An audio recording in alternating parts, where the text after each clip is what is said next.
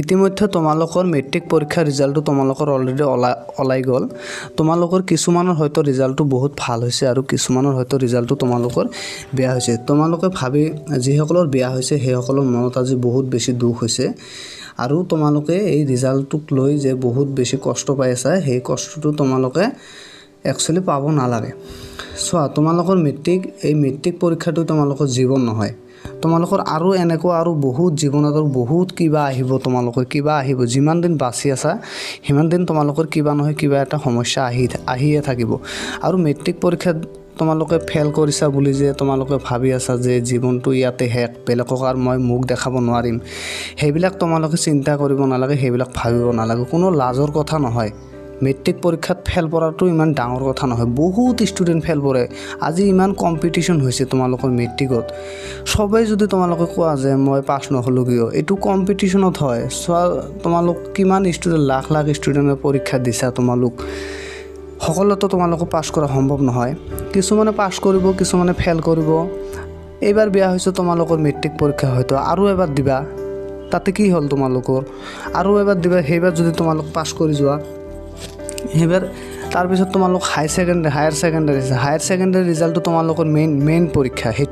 সেইটোত তোমালোকে ভাল ৰিজাল্ট কৰিলে তোমালোকে ভাল মানুহ এটা হ'ব পাৰিবা বা ভাল কলেজত পঢ়িব পাৰিবা। কিন্তু মেট্ৰিক পৰীক্ষাটো ইমান ডাঙৰ কথা নহয়। মেট্ৰিকত অলপ মানুহ হাৰ্ডে হয়। মেট্ৰিকত তোমালোকক ছায়েন্স পঢ়িব লাগে, গণিত পঢ়িব লাগে, বিজ্ঞান। কিছুমানৰ গণিতটো হাৰ্ড হয়, কিছুমানৰ ছ'চিয়েল ছায়েন্সটো হাৰ্ড হয়।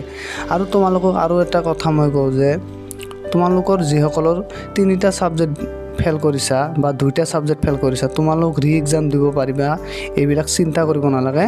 ৰি-এক্সাম দি তোমালোকে এই বছৰত যিসকল পাছ কৰিলে সেইসকলৰ লগতে তোমাৰ এডমিশ্যনটো কৰিব পাৰিবা। তোমাৰ বন্ধু বান্ধৱীৰ লগত এই বছৰতে তোমালোক এডমিশ্যন কৰিব পাৰিবা ৰি-এক্সাম দি।